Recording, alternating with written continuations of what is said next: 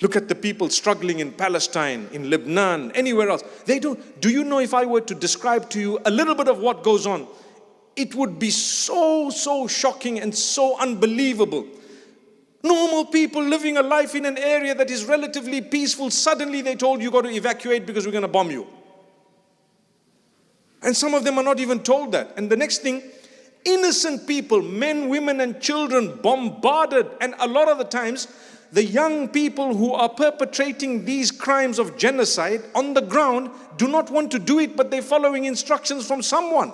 And that's why they suffer later on, and they suffer at the time as well, psychological trauma. There's so much suicide among them because they know what they've did.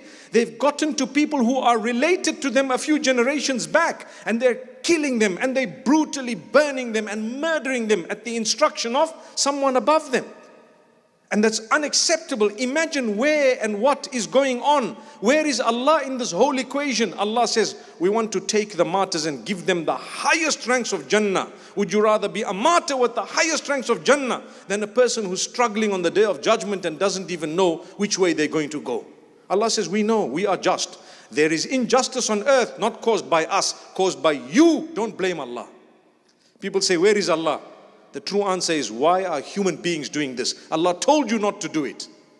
You have a knife. Who told you to stab someone? Who? You can't say, why did Allah allow the stabbing? Come on, relax. This guy did it in front of you. You could have stopped it. No one is stopping it. I feel guilty. The whole world is guilty. Everyone is guilty. Why? Because it's happening in front of us. That's why we're all guilty. No matter who. I am guilty and so are all of you.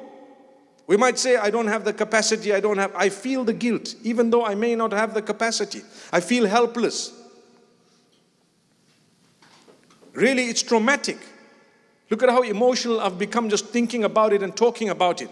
You really reckon you and I have problems? Wallahi, we don't. Wallahi, we don't. It's okay. It's okay. Whatever it is. You don't have a job, fine, you're surviving. You don't have a spouse, fine, you're surviving. Look what's going on there. Spouse and children, everyone buried in rubble. And they're justifying it. And people are cheering them on. It is brutal. It is unacceptable. And it is being documented almost live. What's the point of documenting? People let something happen and they say, oh, we'll do a, what do they call it? Sorry? Yeah, we'll do an investigation later on. Correct.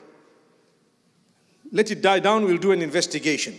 So you let 6 million people die. They said only 60,000 died. Why? Because how they count the dead is they count the dead only if they have retrieved a body. Imagine how many have disappeared and dissolved into thin air because of the white phosphorus and whatnot that's being used. Imagine. They haven't counted so many. I would like to take that figure to perhaps somewhere way beyond what they're saying. More than 10 times that, perhaps. And then one day, when the dust settles and they realize the count of it, guess what?